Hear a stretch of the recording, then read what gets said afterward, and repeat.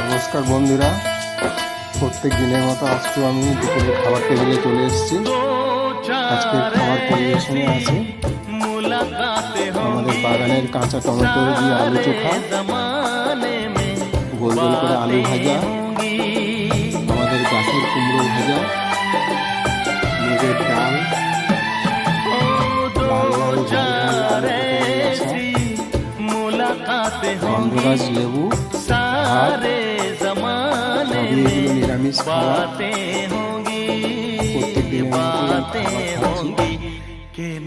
আপনারা দেখুন, আপনাদের এই ভিডিওটা যদি ভালো লেগে থাকে লাইক করবেন, শেয়ার করবেন, সাবস্ক্রাইব করবেন, পাশের বেল আইকনটা প্রেস করে দেবেন।